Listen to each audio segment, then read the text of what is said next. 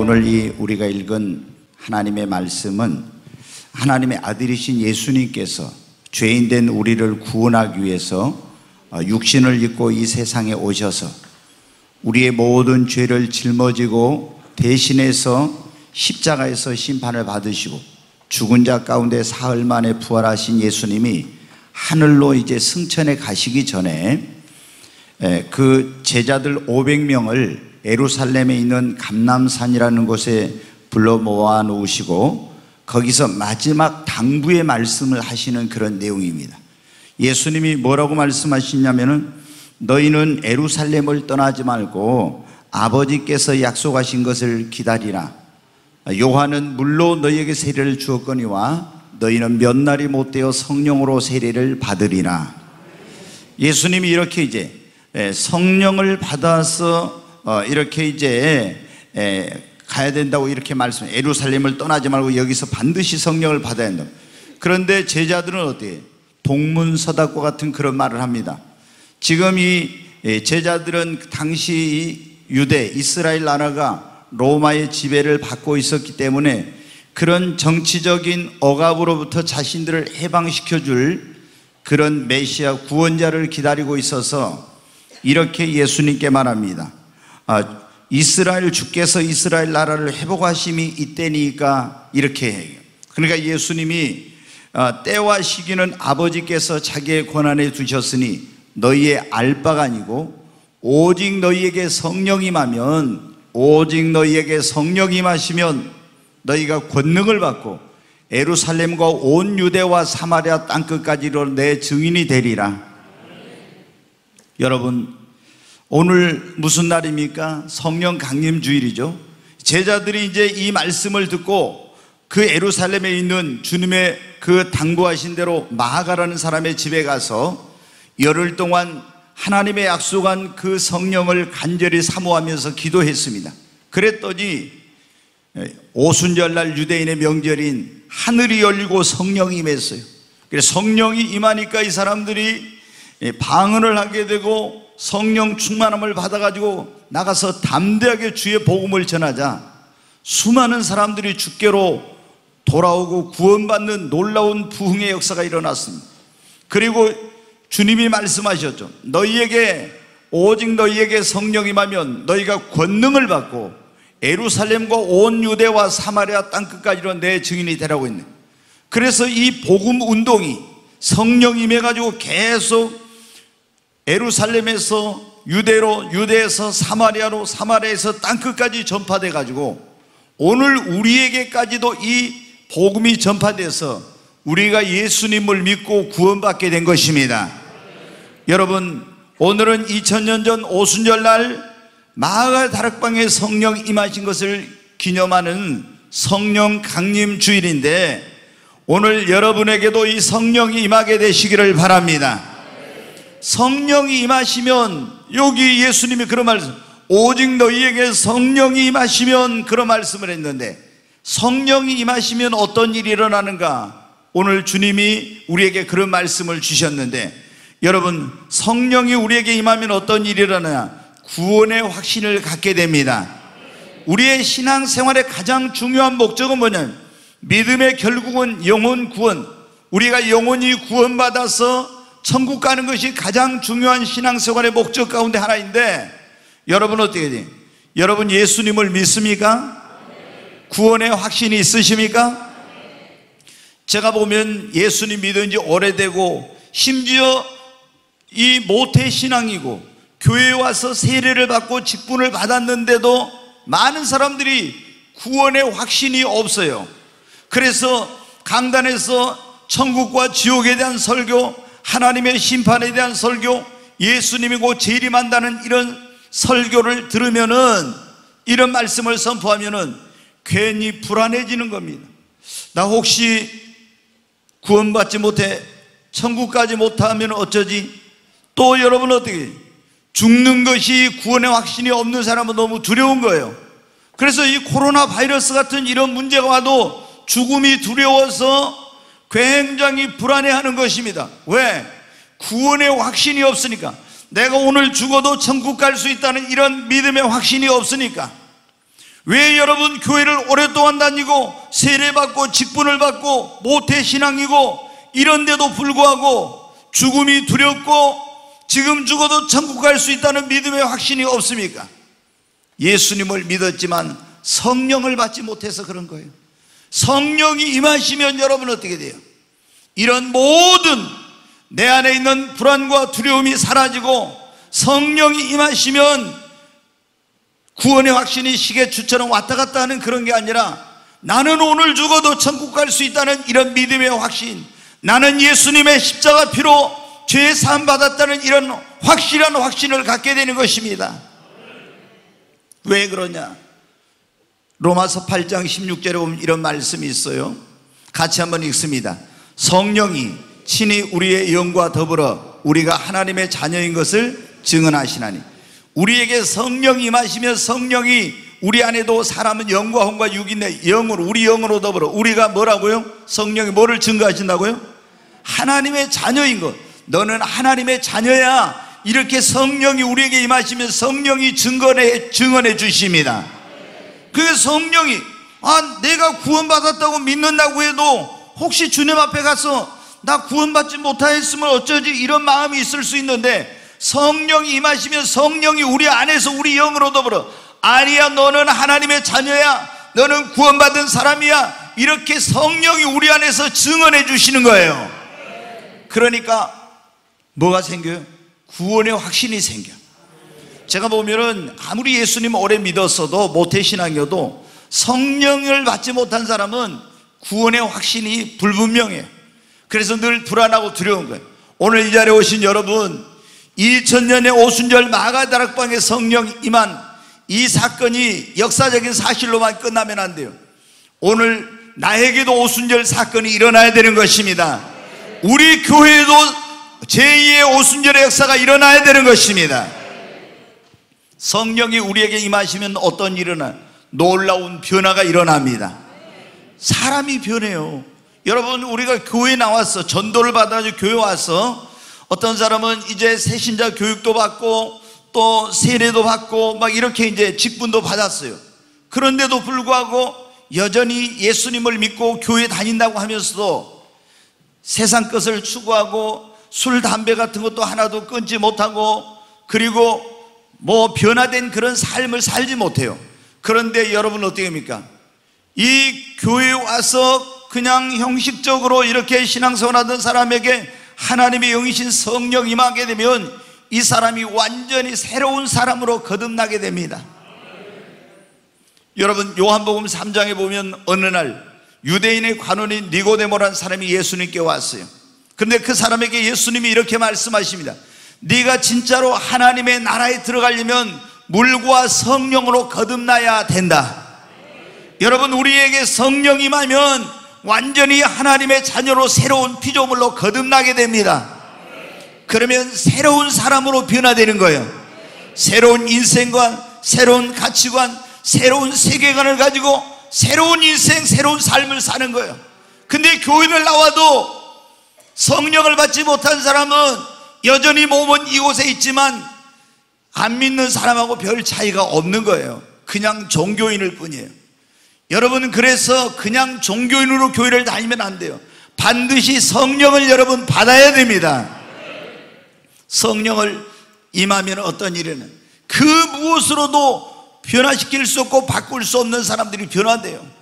여러분, 우리가 교육을 통해서도 사람을 변화시키려고 하고 여러 가지 그런 걸 하지요. 그러나 여러분 잘 안 돼요. 그 사람을 근본적으로 바꾸는 일은 성령님의 역사인 것입니다. 성경에 보면 사울이라는 사람이 예수님 믿는 사람을 핍박하고 죽이고 가두는 일에 가장 앞장선 사람이에요. 그런데 이런 사람도 성령 임하니까 여러분은 완전히 바뀌어가지고 예수를 전하는 사람이 됐고, 여러분 그 유명한 깡패였던 김익두도 성령 임하니까 변해가지고 목사가 되었고, 만주를 주름잡던 그 여러분 시라손이라고 하는 사람도 여러분 어떻게 성령이 임하니까 순한 양으로 변화된 거예요. 성령 임하면 여러분의 그렇게 속썩이는 자녀들도, 여러분을 그렇게 힘들게 하는 여러분의 남편도 성령이 임하면 변화가 일어나는 것입니다.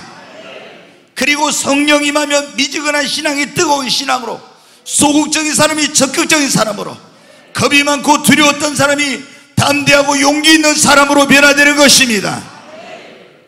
여러분, 기왕 우리가 예수를 믿었으면 이렇게 믿어야 되지 않겠습니까? 이건 뭐 믿는 것도 아니고 안 믿는 것도 아니고, 예수님도 차든지 뜨겁든지 하라 했잖아요. 근데 뜨뜻미지근해 가지고 말이에요, 그런 신앙인 이런 생활을 주님은 아주 싫어하시는 거예요.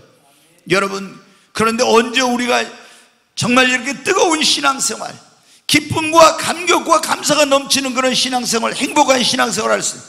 여러분, 성령을 받아야 됩니다. 성령이 임하면 성령의 능력과 은사가 나타납니다. 조금 전에 읽었던 말씀, 사도행전 1장 8절의 말씀을 보겠습니다. 다시 한번 같이 읽습니다. 오직 성령이 너희에게 임하시면 너희가 권능을 받고 예루살렘과 온 유대와 사마리아와 땅끝까지 이르러 내 증인이 되리라 하시니라. 여기 보면 오직 성령이 너희에게 임하시면 너희가 뭘 받고요? 권능을 받고. 성령이 임하면 권능이 임합니다. 성령님은 하나님의 영인데 그 하나님의 성령님 안에는 권능이 있어요. 이 권능이라는 말은 두나미스라고 해서 수천 수만 톤의 다이너마이트와 같은 그런 어마어마한 그런 폭발력, 그런 능력을 갖고 있다는 거예요. 그런데 오직 성령이 너희에게 임하시면 이런 엄청난 권능, 이 능력이 너희에게 임하게 된다는 것입니다. 여러분, 성령 임하면은 아주 무능했던 능력 없는 사람에게 능력이 임하고, 성령 임하면 성령의 갖가지 은사가 나타나게 됩니다. 그래서 방언도 하고 예언도 하고 또 병도 고치게 되고 귀신도 쫓아내고 믿음의 은사를 갖게 되고 찬양의 은사를 갖게 되고 각가지 그런 지혜와 지식의 말씀의 은사는 이런 은사가 임해요. 여러분, 우리가 예수님 믿고 구원받은 사람들이 주님의 이제 일을 해야 돼. 그냥 교회만 왔다 갔다 하면 안 돼요. 구경꾼이 되면 안 되고 말꾼이 되면 안 되고, 주님은 일꾼을 찾고 계십니다. 우리가 주님의 일꾼이 되어서 직분을 감당하고 사명을 감당하고 주의 일을 해야 하나님 앞에 간 상급이 있어요. 구원받았지만 주의 일을 안 하고 가면은 책망받고 상급받지 못합니다. 그런데 여러분, 주의 일을 어떻게 할 수 있어요? 성령이 임하여서 권능과 은사를 받아야, 능력을 받아야 주의 일을 힘있게 할 수 있는 것입니다. 여러분 보면은, 저도 그런 거 경험했지만은 주의 일을 열심히 하긴 해야 되는데, 인간적인 열심, 인간적인 그런 노력, 내 지혜로는 주님의 일은 못해요. 하나님의 일은 하나님께서 주시는 능력과 하나님이 성령을 통해 주시는 은사가 있어야 주의 일을 하는 것입니다. 근데 내 열심으로 하다가 지쳐, 너무 힘들어. 그래서 도망가고 싶고 막 그거 어떻게 했니 안 하려고 하고, 주의 일을 해도 기쁨이 없고 이렇게 되는 거예요. 그런데 여러분, 성령이 임하면은 주의 일을 기쁨으로 하게 되고 감사함으로 하게 되고, 주의 일을 하는데 힘든 줄을 몰라. 그리고 주의 일을 할 때 성령이 주시는 은사를 가지고 하니까 열매가 맺혀지는 것입니다. 여러분이 예수 믿고 구원받았다면 다 주의 일꾼 되어서 주님 맡겨준 사명, 직분, 주의 일을 해야 되는데, 여러분 어떻게 해야겠어요? 성령을 받아야 되는 것입니다. 여러분, 성령이 임하시면 어떻게 되는가? 성령 임하면요, 무엇을 하든지 성령님이 함께 하시고 도우시는 역사가 일어나는 것입니다. 예수님이 우리에게 뭘 약속했냐 그러면 요한복음 16장 7절 말씀 한번 보겠습니다. 같이 읽습니다. 그러나 내가 너희에게 실상을 말하노니 내가 떠나가는 것이 너희에게 유익이라. 내가 떠나가지 아니하면 보혜사가 너희에게로 오시지 아니할 것이요 가면 내가 그를 너희에게로 보내리니. 여기 보면 예수님이 제자들에게 이런 말씀이에요. 내가 너희를 떠나가는 것이 너희에게 유익이라. 제자들에게는 너무 충격적인 거였어요. 여러분, 예수님을 따르기 위해서 얼마나 많은 희생을 했는지 몰라. 그리고 부모 형제를 떠나야 됐고 막 가정에서 배척을 받고 이러면서 예수님을 따라왔는데, 예수님이 자기들 놔두고 떠나간다고 하니까 얼마나 충격이에요. 그런데 예수님이 뭐라고 해요? 내가 너희를 떠나가는 것이 너희에게 유익이다. 내가 떠나가지 않으면 보혜사가 너희에게로 오시지 아니할 것이요 가면 내가 그를 너희에게로 보내리니. 여기서 여러분 어떻게 해요? 예수님이 내가 가면 너희에게 누구를 보내? 보혜사를 보낸다고. 이 보혜사가 누구냐? 성령님을 보내신다는 거예요. 자, 요한복음 14장 말씀을 한번 또 보겠습니다. 같이 읽습니다. 내가 아버지께 구하겠으니 그가 또 다른 보혜사를 너희에게 주사 영원토록 너희와 함께 있게 하리니. 여기 보면 내가 아버지께 구하여, 예수님이 하시고 또 다른 보혜사를 너희에게 주사 영원토록 너희와 함께 있겠다고. 보혜사라는 말은 뭐냐? 곁에서 우리를 돕는 자라는 그런 뜻이에요. 그러니까 여러분 어떻게, 성령님이 우리에게 오시면은 그때부터 어떤 일이 일어나냐? 성령님이 내가 어디서 무엇을 하든지 항상 나와 함께하고 영원토록 나와 함께해요. 그리고 내 곁에서 나를 도우시고 인도하시고 가르치시고 주의 말씀을 생각나게 하시고 장래를 알려주시고 힘들 때는 위로해 주시고 소망을 주시고 어떤 일을 감당할 수 있는 능력과 지혜를 주시는 거예요. 여러분, 주일 한 대만 성령님이 필요한 게 아니에요. 사업을 하는 사람도, 자녀를 키우는 사람도, 공부하는 사람도 다 뭐냐면 성령이 지혜를 주시면은 사업도 공부도 잘할 수 있고 무엇을 하든지 성령께서 도와주시면 힘든 줄을 모르고 하는 거예요. 그러므로 여러분 어떻게 돼요? 성령이 임해야 됩니다. 여러분, 성령이 임하면 어떻게 돼요? 더 이상 목마름이 없습니다. 여러분, 예수님 믿는 여러분에게 한번 정직하게 여러분 답해 보십시오. 정말 예수님 믿고 나서 여러분 목마르지 않습니까? 저는요 이제 그냥 교회를 다녔어요. 전도받아요. 교회를 다니다가 내가 왜 교회를 왜 예수를 믿어야 되는지를 모르고 다녔거든요. 그러다가 이제 학원에서 제가 강의를 할 때 거기 기술학원이었는데 공부하러 온 학생이 저한테 그럽니다. 강사님, 예수님을 믿냐고. 그래서 아니 나는 어디 교회 다니는데, 그랬더니 교회를 다니는 것이 아니라 예수를 믿냐고. 교회를 다녀도 예수님을 안 믿는 사람이 있다고 그런 거. 내가 꼭 그랬거든요. 교회를 다녔지만 왜 예수님을 믿어야 하는지, 구원이 뭔지, 하나님 살아계신지 이런 걸 모르고 그냥 교회를 다닌 거예요. 그래서 제가 이번 기회에 진짜 하나님이 살아계시고 정말로 예수를 믿어야 될 필요가 있으면 내가 확실하게 믿고, 그렇지 않으면 이제 그만둬야지. 왜? 교회 다니면서 술도 먹고 담배도 피우고 다 하니까 괜히 그런 것 때문에 내가 양심의 가책이 생기니까 이번에 확실히 하나님 살아계시면 내가 확실하게 믿고, 그렇지 않으면 그만둬야지. 그리고 하나님께 기도했어요. 하나님, 당신이 진짜 살아있는 신이라면 나에게 살아있는 존재라는 걸 보여주십시오. 그러면 나는 뒤돌아서지 않고 내가 하나님을 섬기겠습니다. 그리고 이제 그때서부터 제가 하나님을 자꾸 구하다가 내가 죄인이란 걸 깨달았어요. 저는 항상 제가 착하다고 생각했거든요. 어려서부터 맨날 너는 착한 사람, 착해 어디를 가든지 그런 소리만 듣고 자랐으니까 착한 줄만 알았는데 내가 하나님 앞에 보니까 죄인이에요.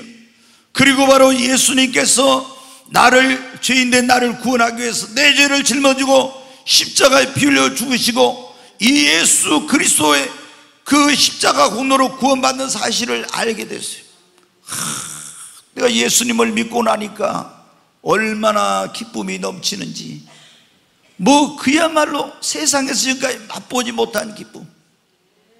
그런데 여러분 어때요? 얼마 지나니까 내 안에 영적인 목마름, 갈급함이 오는 거예요. 영적인 갈급함, 목마름이에요. 그래서 왜 이러지? 막 성경을 일주일에 한 독씩 했어. 1독씩. 얼마나 성경을 읽으면 이런 게 없어지겠나 하면서 맡은 열심히 막 했어요. 그래도 안 돼. 나중에 보니까 어떻게 돼요? 예수 믿고 구원받았지만 내가 성령 세례를 못 받았던 걸 알았어요. 그래서 여러분 어떻게 돼요? 어떻게 하면 성령 세례를 받을까? 몸부림쳤어. 여러분, 성경에 보면 그런 말씀이 있어요.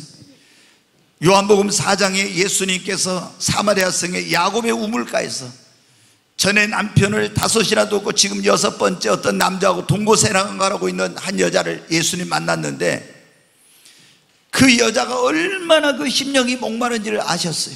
그리고 주님이 이런 말씀이에요. 여자야, 네가 이 우물에서 떠서 마시는 물을 먹으면 또다시 목마르겠지만 내가 주는 물을 마시면 네 속에서 영생하도록 솟아나는 샘물이 되리라. 영생하도록 솟아나는 샘물이 되리라고. 그러니까 이 여인, 그 물을 나에게도 주세요. 그리고 물길로 오지 않게 해주세요. 이렇게요. 근데 요한복음 7장에 보면 예수님이 이런 말씀했어요. 자, 요한복음 7장 37절부터 있는 말씀 한번 보겠습니다. 같이 읽습니다. 명절 끝날 그 큰 날에 예수께서 서서 외쳐 이르시되 누구든지 목마르거든 내게로 와서 마시라. 나를 믿는 자는 성경의 이름과 같이 그 배에서 생수의 강이 흘러나오리라 하시니 이는 그를 믿는 자들이 받을 성령을 가리켜 말씀하신 것이라. 아멘. 아멘. 여기 보면 예수님이 뭐라고 했어요? 유대인의 명절이 초막절이에요. 이 초막절이라는 절기는 뭐냐? 유대인들이 애굽에서 종살이하다 구원받아 광야에 40년 동안 생활했는데 그때 40년 동안 하나님께서 먹을 것이 하늘에서 만나라는 양식을 내려주고 마실 물이 없는데 반석에서 생수를 주셨어요. 그래서 일주일 동안 이 사람들이 1년에 한 번씩 그 하나님의 은혜를 기억하면서 하나님께 예배를 드리는데 이걸 초막절이라고 하는 거예요. 그때는 어떻게 집안에 있지 않고 다 들러나가지고 어떻게 하냐, 그 야자수 같은 거 이런 거 꺾어가지고 초막을 만들어서 그 안에서 들어가서 광야 생활을 기억하면서 하나님께 감사하는 거예요. 근데 이 축제를 벌일 때 마지막 날은 뭐냐? 물을 떠다가 막 붓는 그게 있어요. 왜? 광야에서 제일 필요한 게 물이었거든요. 그런데 막 물을 붓는 의식을 행하는데 그때 그걸 보시고 예수님이 뭐라고 하냐? 목마른 자들아 다 내게로 와서 마시라. 이렇게 말씀하신 거예요. 나를 믿는 자는 성경의 이름같이 그 배에서 뭐라고요? 생수의 강이 흘러나리라. 생수의 강이. 여러분, 우리가 예수님을 믿으면은 성령이 내주하세요. 이거는 예수님께서 요한복음 4장에 말씀하신 내가 주는 물은 그 속에서 영생하도록 솟아나는 샘물이 되리라 했죠. 샘물, 샘물이야. 그런데 요한복음 7장에는 목마른 자들아 다 내게로 와서 마시라. 나를 믿는 자는 성경의 이름같이 그 배에서 생수의 강이 흘러나리라고. 샘물하고 강하고 비교가 안 되죠. 여러분, 우리가 예수님을 믿어도 그래서 성령을 받기 전에 목마른 거예요. 그런데 예수님이 뭐라 했어요? 성경 이름같이 그 배에서 생수의 강이 흘러나리라. 이는 저를 믿는 자의 받을 성령을 가리킴이라. 성령이 우리에게 임하면 우리의 심령 안에서 생수의 강이 흘러넘치게 되는 것입니다. 그래서 더 이상 목마르지 않아. 왜 예수님을 믿어도 자꾸 가서 이 사람들이 세상 그 기웃거리고 세상의 즐거움을 맛보려고 막 이런 거 하냐? 그러면은 예수님 믿으니까 구원은 받았는데 만족함이 없어서 그런 거예요. 그런데 여러분, 예수를 믿고 성령을 받으면 생수의 강이 흘러넘치니까 세상의 어떤 그런 것들로 만족하려고 하지 않아. 여러분, 그래서 예수님을 믿는 사람이 믿어도 목마른데 성령을 받게 되면요 더 이상 목마름이 없어요. 아멘. 여러분 안에도 성령의 생수의 강이 흘러넘치기를 바랍니다. 성령이 임하시면 권능을 받아서 뜨거운 열정을 가지고 주의 복음을 전하게 되는 것입니다. 다시 한번 보겠습니다. 사도행전 1장 8절 말씀. 오직 너희에게 성령이 임하시면 너희가 권능을 받고 그랬죠. 예루살렘과 온 유대와 사마리아와 땅끝까지 이르러 내 뭐가 되리라? 증인이 되리라. 여러분, 우리 주님이 우리에게 주신 가장 큰 사명이 뭡니까? 너희는 가서 모든 민족으로 제자를 삼아 아버지와 아들과 성령의 이름으로 세를 주고 내가 너에게 분부한 모든 걸 가르쳐 지켜 행하게 하라 했죠. 땅끝까지 가서 내 증인이 되라 했죠. 이것이 주님이 우리에게 준 가장 큰 사명이에요. 근데 주의 증인 되려면 어떻게 해야 됩니까? 우리가 성령이 임하여 권능을 받아야 되는 것입니다. 여러분, 성령 받으면요 진짜 예수님 전하고 싶어져요. 전도하라고 하면은 저희가 매월 마지막 주일이 우리가 새생명 초청주일이잖아요. 오늘이 원래 해야 되는데 성령 강림 주일날 내가 이 성령 강림에 대한 설교를 할 것 같아서 한 주 이번 달에 앞당겼어요. 근데 여러분 어떻게 뭐 계속 목사가 막 전도하라 가지, 맨날 어디서 또 막 영혼 구원해야 된다 가지, 하나님이 주신 가장 큰 사명이라 하지, 하나님이 가장 기뻐하시는 일이라 하지, 또 하나님의 가장 상급이 크다 하지, 성경을 기록한 목적도 영혼을 구원하기 위한 거라지, 교회의 본질도 영혼 구원하는 거라지. 아이고 이거 막 교회만 가면 전도해라 하는데 어떻게 돼요? 전도하러 가면 돼. 사람이 두렵고 말이 입이 안 떨어지고 굉장히 막 그런 거예요. 근데 여러분 어떻게 됩니까? 성령이 우리에게 임하면 권능이 임하고 예루살렘과 유대와 사마리아 땅끝까지로 주의 증인이 될 수 있습니다. 여러분 성령이 임해야 됩니다. 주님이 그랬잖아요. 주님이 너희는 가서 모든 민족으로 제자를 삼으라는 그 명령, 지상 명령을 주시면서, 그런데 그거를 하러 가기 전에 뭐라고 해요? 너희는 예루살렘 성을 떠나지 말고 아버지의 약속하신 것을 기다리라. 그게 뭐예요? 성령이요. 성령 임하면 너희가 권능을 받아서 가서 내 증인이 되라. 여러분이 주님이 우리에게 주신 가장 큰 사명 감당하려면 성령이 임해야 됩니다. 성령 임하면 어떤 일이 일어나요? 기적과 치유, 회복과 부흥의 놀라운 역사가 일어납니다. 성령 임하면요 기적이 일어나면, 그리고 치유의 역사. 우리가 병원에 가면 육신이 병든 거 고칠 수 있지만 마음이 병든 건 잘 못 고쳐요. 근데 성령 임하면 어떻게 되냐? 상한 마음을 고쳐. 여러분이 어렸을 때 부모에게 아니면 또 사람에게 상처받은 거, 남편에게 상처받은 거, 여러 가지 이런 상처들이 있는데, 이런 상처는 병원에서 못 고쳐. 성령 임하면 우리 마음의 상처, 상한 마음을 고치시고 우리 병든 육신도 치료합니다. 놀라운 변화와 기적이 일어납니다. 여러분 한 20년 전에 20몇 년 됐는 미국의 플로리다의 펜사콜라라는 조그만 도시가 있어요. 거기 몇만 명이 사는 도시인데, 거기에 브라운스빌 교회라고 하는 교회가 있는데 거기에 성령이 임했어. 성령이 임했을 때 전 세계에서 1년에 한 3만 몇천 명 되는 교회, 이 도시인데, 그 도시에 전 세계에서 해마다 얼마 정도가 아니라 100만 명 이상의 사람들이 그 교회를 방문했어요. 근데 왜 이러냐면 성령의 그 역사가 일어나니까 사람들이 성령 체험을 하고 싶고 그래가지고, 근데 마야 뭐 여러 가지 중독 뭐 하여튼 여러 그런 상처 아픔과 이런 것들이 있는 사람들이 거기 가기만 하면 어떻게 돼? 막 치유가 되고 회복이 되고 놀라운 일이 일어나는 거예요. 왜? 성령이 역사를 하니까. 여러분 성령이 역사하면 깨어진 가정이 회복되고 망가진 인생과 삶이 회복되는 역사가 일어납니다. 그리고 성령이만 교회는 놀라운 부흥이 일어나는 거예요. 여러분 1907년도에 평양에 장대현 교회 부흥이 일어났어요.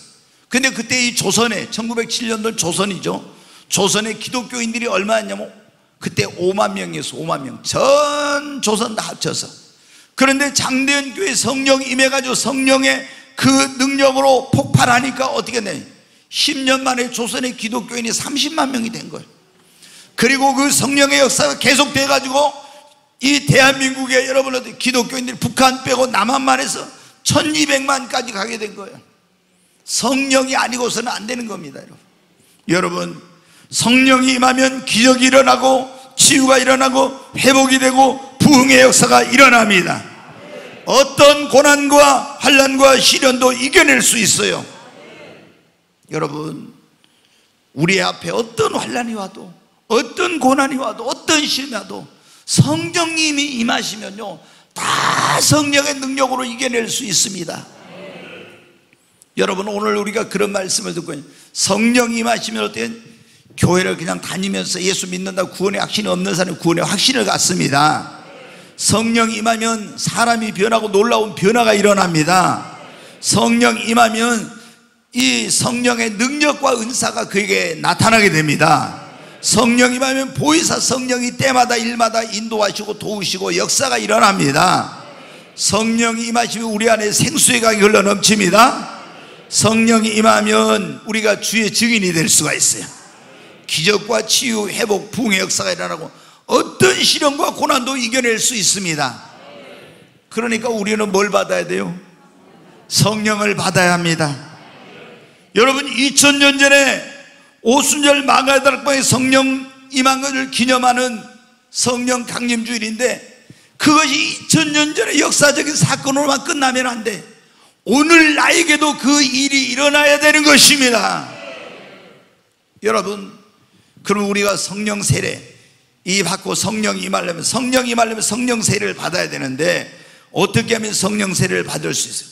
먼저 예수님을 믿고 구원을 받아야 됩니다. 자, 사도행전 2장 38절 말씀 보겠습니다. 같이 읽습니다. 베드로가 이르되 너희가 회개하여 각각 예수 그리스도 이름으로 세례를 받고 죄 사함을 받으라. 그리하면 성령의 선물을 받으리니. 여기 보면 그런지 오순절날 마가다락방에 기도하던 베드로가 성령을 받았거든요. 그래서 설교하니까 성령 받은 사람이 설교하면 마음에 찔림이 와요. 죄인들이 막 찔림이 오니까, 형제들아 우리가 어떻게 하면 구원을 얻을고 막 이렇게 합니다. 이 사람들이 어떻게 하면 구원 받느냐고. 그러니까 베드로가 말합니다. 너희가 회개하여 각각 예수 그리스도 이름으로 세례를 받고 죄 사함을 받으라. 회개하여 예수 그리스도 이름으로 세례를 받고 죄 사함을, 이게 뭐예요? 구원을 받으라는 거예요. 그리하면 너희에게 하나님이 뭐를 주신다고? 성령의 선물을 주신다고. 여러분, 성령 받기를 원합니까? 그러면 먼저 여러분이 회개하고 여러분을 구원하기 위해 2000년 전에 이 땅에 오셔서 여러분 죄를 짊어지고 십자가에 죽으시고 죽은 자 가운데 살만에 부활하신 그 예수님을 여러분의 구원자와 주님으로 믿으시기 바랍니다. 그러면 죄 사함 받고 성령을 받을 수 있는 자격이 주어지는 것입니다. 여러분, 어떤 사람들이 이제 이런 게 있어요. 우리가 예수 믿고 구원받으면 다 성령 받은 거야. 무슨 성령을 구원하고 해. 이렇게 말하는 사람들. 아니에요, 여러분. 이제 순복음 교회, 이런 교회에서는 반드시 예수 믿고 구원받아서 성령을 받아야 된다, 성령 세례 받아야 된다는데, 우리 같은 장로교회에서는 어떻게 돼? 예수 믿고 구원받으면 다 성령 받은 거야. 뭐 성령 충만함만 달라고 해서 성령 세례 베풀어. 이건 잘못된 거예요. 예전에 저도 그렇게 알았거든요. 그런데 여러분, 그렇지 않아. 여러분이 구원받는 것과 성령 받는 것은 달라요. 이제 한번 보겠습니다. 사도행전 8장 말씀을 한번 보겠습니다. 같이 한번 읽습니다. 예루살렘에 있는 사도들이 사마리아도 하나님의 말씀을 받았다함을 듣고 베드로와 요한을 보내매 그들이 내려가서 그들을 위하여 성령 받기를 기도하니 이는 아직 한 사람에게도 성령 내리신 일이 없고 오직 주 예수의 이름으로 세례만 받을 뿐이더라. 이에 두 사도가 그들에게 안수함에 성령을 받는지라. 아멘. 사도행전에 보면은 초대교회가 7명의 안수집사를 세웠어요. 근데 7명의 안수집사 세울 때 믿음 충만, 성령 충만, 지혜 충만하고 사람들에게 칭찬받는 사람을 택했어요. 그런데 그 7 안수집사 가운데 한 사람이 빌립이라는 사람이 있는데, 예루살렘에 엄청나게 막 이제 예수 믿는 사람들한테 박해가 오니까 이 예수 믿는 성령 받은 제자들이 막 여기저기로 흩어졌어요. 근데 빌립이 어디로 갔냐? 사마리아라는 데로 갔습니다. 그래서 사마리아에 가서 복음을 전하는데 귀신이 떠나고 안진병이 일어나고 막 놀라운 기적이 일어난 거예요. 그러니까 그걸 보고 많은 사람들이 예수님을 믿고 이제 구원을 받았어요. 근데 예루살렘에 있는 사도들이 빌립 집사가 가서 복음 전한 걸 듣고 많은 사람이 예수님 영접했다는 걸 듣고 베드로와 요한 사도를 내려보냈어요. 가서 보니까 어때요? 이 사람들이 예수님 믿고 구원 받았는데 한 사람도 뭐 받은 적이 없더라? 성령을 받은 적이 없는 거예요. 예수님 믿고 구원 받은 성령을 못 받았어. 그래서 성령을 사모하고 기도하라고 하고 베드로와 요한 사도가 안수하니까 그들에게 다 뭐가 임했어요? 성령이 임했습니다. 여러분, 오늘날 교회 보면은 특히 우리 같은 장로교회는 예수님 믿는 사람은 많지만 성령 받은 사람이 너무 적어. 왜? 예수 믿고 구원 받으면 성령 받다 이렇게 가르치니까. 여러분, 이게 아니에요. 예수를 믿고 구원 받으면 우리 안에 성령이 내주하시지만 이걸 성령 받았다 하지 않고 성령의 세례를 받아야 성령을 받았다고 하는 것입니다. 근데 성령 받으려면 어떻게 먼저 뭐를 받아야 된다? 구원을 받아야 됩니다. 아멘. 구원받아야 돼. 구원받은 사람에게 성령을 주님께서 부어주시는 것입니다. 우리가 오늘 성령 임하려면 첫째 구원을 받고 두 번째 성령 받기를 사모해야 됩니다. 성경에 보면 하나님은 사모하는 영혼을 만족케 하시고 줄인 영혼에게 좋은 것을 채워주신다고 했습니다. 여러분이 성령 받기를 원하면 목마른 사슴이, 목이 마른 사슴이 시냇물을 찾기에 갈급한 것처럼 내 영혼이 주를 찾기에 갈급했다고 하는 시편 기자처럼 성령을 사모하십시오. 메마른 돼지가 단비를 기다리듯이 여러분 성령을 사모하시기를 바랍니다. 하나님은 사모하는 자에게 성령을 부어주십니다. 그리고 성령 받기를 원하면은 하나님 나에게도 성령 부어달라고, 성령 세례 베풀어달라고 기도해야 됩니다. 자, 누가복음 11장 말씀을 한번 보겠습니다. 같이 읽습니다. 너희가 악할지라도 좋은 것을 자식에게 줄 알거든 하물며 너희 하늘 아버지께서 구하는 자에게 성령을 주시지 않겠느냐 하시니라. 여기 보면 예수님이 그런 말씀을, 구하라 그러면 얻을 것, 찾으라 그러면 찾을 것, 두드리라 그러면 열릴 것이라, 이런 쭉 말씀하시면서 너희가 악한 자라 할지라도 좋은 것을 자식에게 줄 알거든 하물며 하늘에 계신 너희 아버지께서, 하늘에 계신 너희 아버지, 우리 하나님께서 구하는 자에게 뭘 주시지 않겠느냐고요? 성령을. 그러니까 성령 받으려면 뭐 하라는 거예요? 기도하라는 것입니다. 그러면 하나님께서 성령을 구하면 성령을 어떻게 했다고요? 주시겠다고. 아멘. 여러분 성령 받기를 원합니까? 그러면 예수님을 먼저 구원자와 주님으로 믿고 성령을 사모하십시오. 간절히 정말 나는 성령을 받아야겠다, 막 성령을 사모하고 이런 갈급한 마음이 있어. 그리고 하나님 나에게도 성령을 부어 주시옵소서. 여러분 예수님이 하늘로 승천해 가시기 전에 제자들 모아놓고 뭐라고 했어요? 너희는 이 예루살렘 성을 떠나지 말고 아버지의 약속하신 것을 기다려야겠죠. 요한은 물로 세례를 베풀었거니와 너희는 몇 날이 못 되어 성령으로 뭐를 받으리라?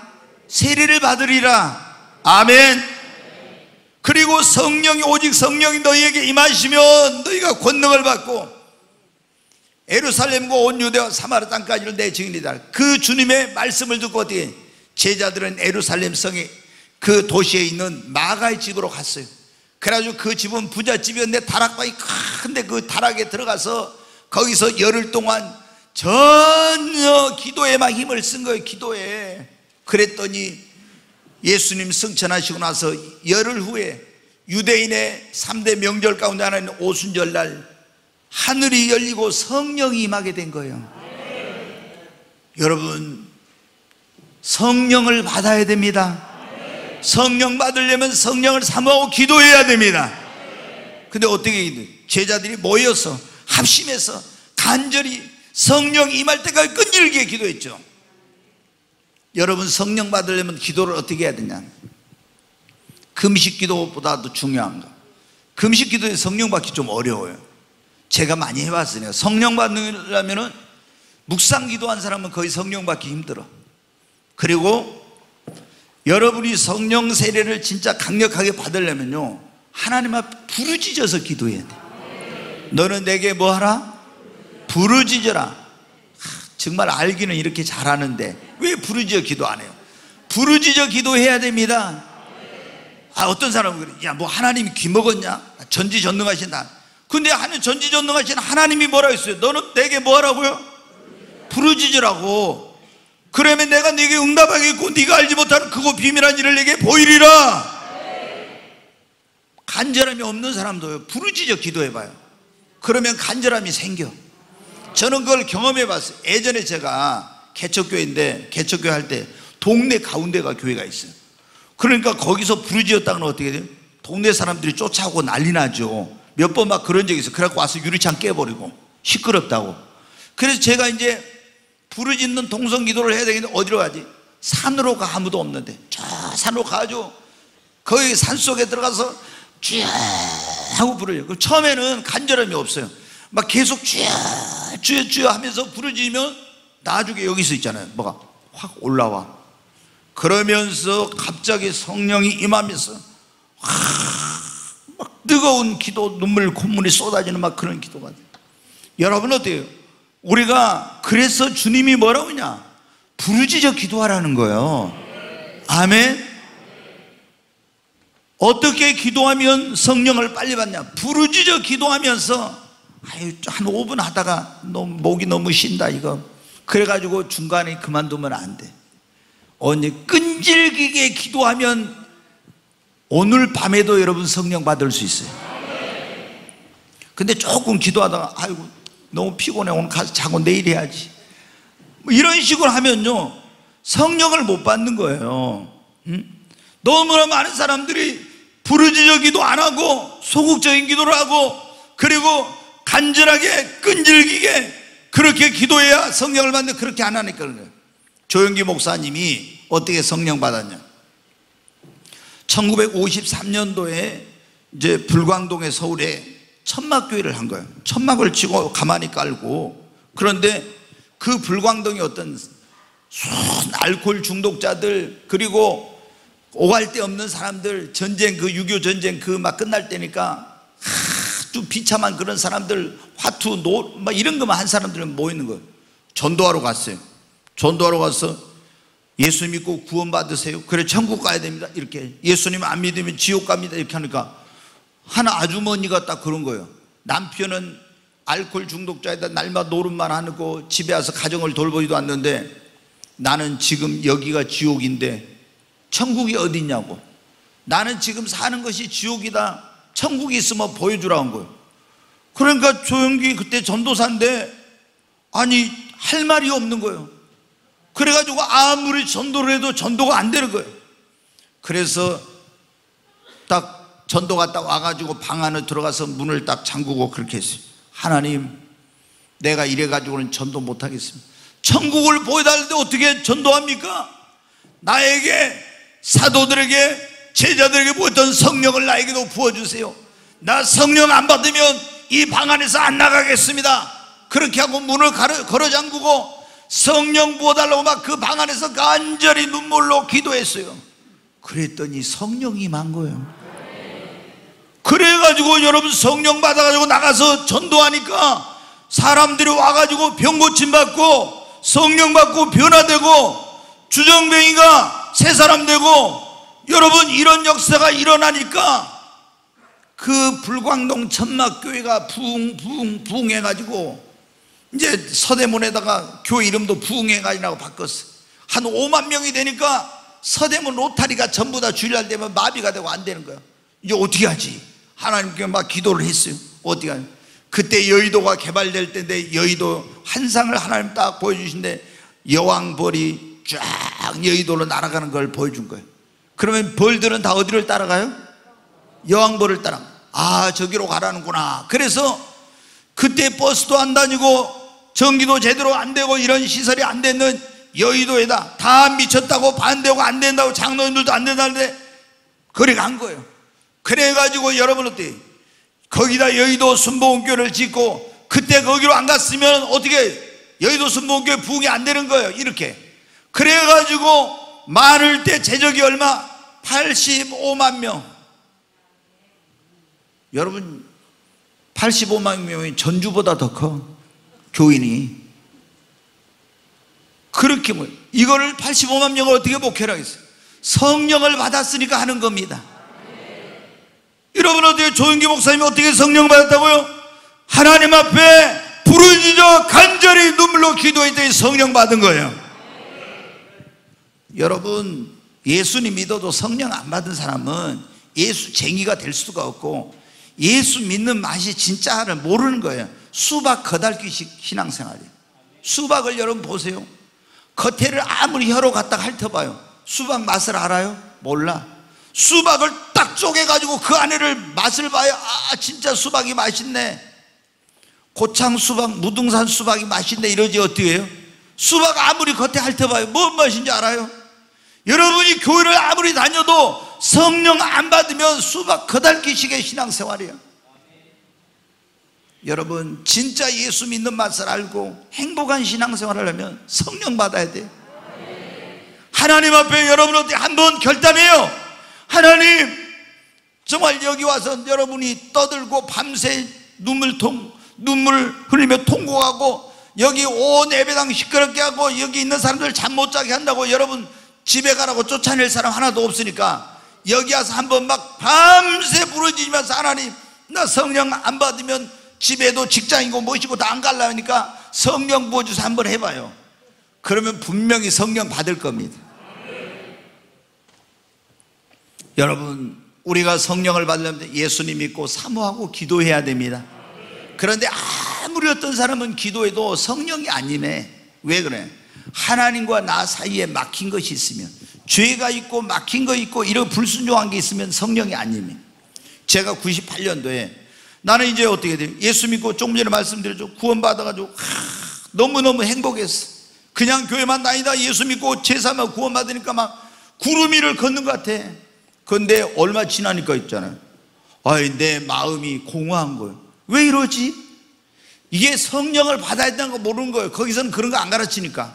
그래서 제가 많은 책을 읽다 보니까 예수 믿고 구원받은 사람이 성령 세례를 받아야 된다는 걸 알게 된 거예요. 그래서 그때부터 성령에 대한 공부를 하면서 성령을 얼마나 사모했는지 몰라요. 근데 이제 98년 7월 24일 날 하늘이 열리고 성령이 임할 때, 저 매일 그때 11시 혹은 12시부터 새벽 4시까지 철야 기도를 할 때인데, 산에 기도원에 가서 또 가면 어떻게 돼요? 매 졸리니까 철야 기도 할 때 두 가지 꼭 기도를, 하나님 내가 오늘 살면서 내가 알게 지은 죄 모르게 지은 죄 있습니다. 알게 지은 죄는 내가 회개하고, 모르고 지은 죄 마음으로 생각으로 눈으로 입술로 지은 죄 있으면 하나님 용서해 달라고, 주의 벌을 씻어 달라고 이렇게 하고, 주여 졸지 않고 내가 진짜 기도할 수 있도록 나를 붙들어 달라고. 왜? 밤에 철야 기도하면 졸음과의 싸움이거든. 그렇게 이제 4시까지 기도하려고. 근데 그날은 딱 처음에 방언 받아가지고 방언도 잘 안 했는데, 이제 어떤 목사님 방언을 많이 해야 되는데, 그때부터 이제 방언을 하는데 랄랄랄랄랄 이렇게 방언을 딱 하는데 갑자기 있잖아요, 머릿속에 탁 뭐가 되면 내가 죄 지은 거 잘못한 거 이런 것이 쫙 머릿속으로 스크린이 지나간 것처럼 지나가면서, 방언으로 이제 성도들하고 같이 갔으니까 방언으로 기도를 하는데 계속 회개 기도가 되더라고. 회개 기도가 되더니 갑자기 하늘이 열리고 하나님의 음성을 듣게 된 거예요. 그날 그리고 성령 임하는 역사가 일어났어요. 여러분, 성령님은 거룩한 영이에요. 그래서 우리가 하나님과 막힌 거 있고 죄가 있으면 성령이 임하잖아. 그러니까 철저히 회개하면서 성령을 부어달라고 해야 돼요. 여러분, 1907년도에 평양에 장대현 교회에 엄청난 부흥이 일어났어요. 근데 그때 장대현 교회 목사가 누구냐면 길선주라는 목사님이 있어요. 이 길선주라는 목사님이 자기 친구가 이제 어떤 병으로 죽게 되었는데, 죽게 되면서 그런 거예요. 자기 아내를 이 길선주 목사한테 부탁을 하고 좀 잘 좀 돌봐주라 그랬어요. 근데 이 길선주 목사가 돼가지고 그 미망인의 어떤 걸 돌봐주면서 경제적인 거기서 자기가 이득을 취한 거예요. 그랬는데 하나님이 딱 자기에게 깨닫게 해줘. 이거는 하나님 앞에 잘못된 것이고 죄라는 걸. 그래서 그날 어떻게 되냐, 공개적인 자리에 딱 나와가지고 성도들 앞에서 길선주 목사가 그런 거예요. 나는 나쁜 놈입니다. 도둑놈입니다. 친구가 세상을 뜨면서 자기 아내를 부탁하고 이런 걸 돌봐주라고 했는데 내가 이런 짓을 했습니다 하면서 회개를 한 거예요. 그러니까 어떻게 돼요? 장로님들이 또 나온 거예요. 목사가 얘기했더니 장로님들이 나왔고, 나도 이런 못된 짓을 했습니다. 집사들이 나온 거예요. 그날 여러분 어떤 일이 일어나? 오순절날 성령 임한 것처럼 장대현교회 성령 임해버렸어요. 그래가지고 평양 대부흥이라는 것이 일어난 거예요. 언제? 회개할 때. 아멘. 여러분, 성령 받기를 원하십니까? 회개해야 됩니다. 그리고 우리가 성령을 받은, 이제 한 가지만 말씀을 드리고 마치겠습니다. 성령 충만한 교회, 성령 충만한 집회에 참석하고 성령 충만한 종에게 안수를 받을 때 성령을 받습니다. 자, 여러분, 성경에 보면은 이 이스라엘의 초대 왕이 사울 왕인데, 그때 선지자가 뭐냐면은 사무엘이라는 선지자가 있었어요. 근데 이 사무엘 선지자의 있는 곳에 라마라는 것이 돼. 그 나요스에 라마라유시라는 집이 있는데 거기에 다윗이 도망가 있는 걸 알고 사울 왕이 다윗을 잡기 위해서 군인들을 보냈어요. 근데 그 선지 학교가 있는 라마라유스에 가면은 군인들이 거기 가까이 가기만 하면 뭐가 임해버리냐면은 성령이 임해. 그래서 막 애원을 한 거예요. 그럼 또 보내면 또 성령이 임하고 또 보내면 또. 그래서 안 되겠어요. 이번에 내가 가서 그놈을 잡아와야지 하고 사울이 갔더니 사울에게도 뭐가 임해요? 성령이 임해. 여러분, 어떤 사람은 성령이 뭔지도 모르고 성령 받을 마음도 없었는데 어떤 성령 충만한 집회, 성령 충만한 교회에 갔더니 성령이 임해버렸네. 여러분, 꿈의 교회에 오면 여러분에게도 이런 일이 일어나기 바랍니다. 그리고 성령 받으려면 성령 충만한 종에게 안수를 받는 거예요. 베드로와 요한이 사마리아에 내려가서 안수하니까 그들에게 뭐가 임했어요? 성령이 임했죠. 자, 제가 이제 한 곳만 얼른 보고 마치겠습니다. 사도행전 19장 같이 한번 읽습니다. 아볼로가 고린도에 있을 때 바울이 윗지방으로 다녀 에베소에 와서 어떤 제자들을 만나 이르되 너희가 믿을 때 성령을 받았느냐? 아니라 우리는 성령이 계심도 듣지 못하였느니라. 바울이 이르되 그러면 너희가 무슨 세례를 받았느냐? 대답하되 요한의 세례니이다. 바울이 이르되 요한이 회개의 세례를 백성에게 베풀 백성에게 말하되 내 뒤에 오시는 이를 믿으라 했으니 이는 곧 예수라 하거늘 그들이 듣고 주 예수의 이름으로 세례를 받으니 바울이 그들에게 안수하며 성령이 그들에게 임하심으로 방언도 하고 예언도 하니. 6절 다시 한번 읽습니다. 바울이 그들에게 안수하며 성령이 그들에게 임하심으로 방언도 하고 예언도 하니. 바울이 그들에게 안수하며 뭐가 임했어요? 성령이. 여러분, 바울이 에베소라는 지역에를 갔습니다. 에베소라는 지역에 가서 이제 교회를 갔는데 거기 가니까 예수를 믿는 사람들이 있어서, 그런데 그들에게 첫 번째 질문이 뭐예요? 너희가 믿을 때, 원래 원어에는 너희가 믿은 후에 그래야 돼 있어요. 믿은 후에 성령을 받았느냐 이렇게 물어봤어. 그러니까 이 사람은 뭐라고 했어요? 우리는 성령이 있는 거 들어보도 못했다는 거예요. 왜 이런 일이 일어났냐? 그럼 바울이 가기 전에 그 에베소에 누가 목회를 했냐면 아볼로라는 그런 죄종이 목회를 했어요. 근데 아볼로는 성경 지식은 많이 하는데 성령 체험을 못한 사람이야. 오늘날도 여러분, 목사님들 가운데 성령 체험을 못하는 교회 다닌 사람들은요 다 성령을 못 받아. 이 아볼로 목사님 밑에서 오늘날도 신앙생활하는 바울 같은 성령을 받은 목사님 밑에 신앙생활을 해야 되거든. 바울이 어떻게 믿은 후에 성령 받았냐? 우리 성령 있는 거 들어보자. 그래서 쭉, 그럼 무슨 세례 받았냐? 요한의 세례만. 그래서 이제 예수님이 바로 그 선지자가 말한 예수가 구원자라는 걸 설명하고 그들에게 딱 기도를 시키고 바울이 안수를 하니까 다 뭐를 받았어요? 성령을 받았어. 성령 충만한 성령 받은 종에게 안수를 받으니까 뭐가 임했어요? 성령이 임했어. 요즘 금요철야가 재미없다고 그러더라고. 우리 금요철야가. 왜? 전에는 금요철야 하면 우리가 막 통성기도하고 그러면서 제가 가지고 뭐를 해요? 안수도 하고 그런 병고침도 일어나고 성령도 받고 막 이런 역사가 일어나는데 요즘은 코로나 때문에 그냥 일부 하고 2부 뭐 헌금 축복이나 또 새로 오신 분들 축복기도 조금 잠깐 하고 그냥 끝내니까 너무 재미가 없다고 그러더라고요.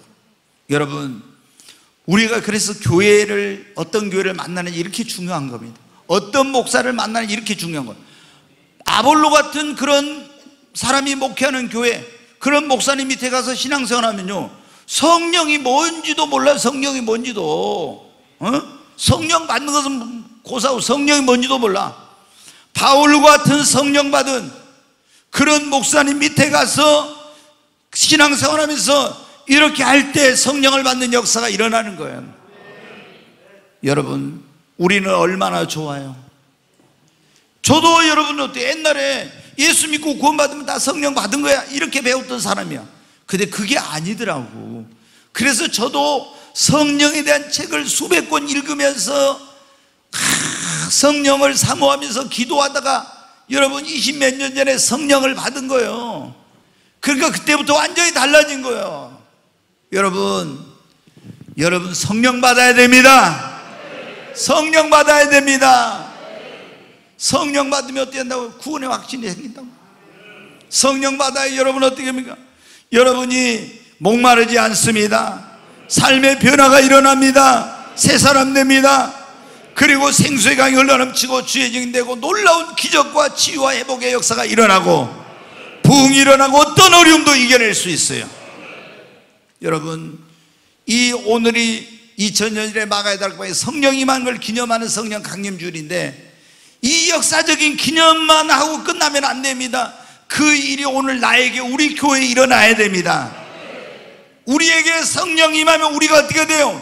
너희에게 성령 임하면 너희가 권능을 받고 그랬죠. 성령 임하여 우리가 권능을 받고 예루살렘과 그랬잖아요. 우리는 목포와 그 다음에 유대와 했는데 대한민국과 아시아와 전 세계로 나가서 주의 복음 전할 수 있는 것입니다. 여러분, 다 이번 주간에는 여러분 다른 기도 어떤 거 그것보다 중요한 게 뭐냐면 성령 임하면 그게 가장 중요해요. 성령이 임하면 여러분 사업도 달라져요. 모든 게 달라져 여러분이. 그래서 성령을 받기 위해서 간절히 기도하는 한 주간 되시기 바랍니다.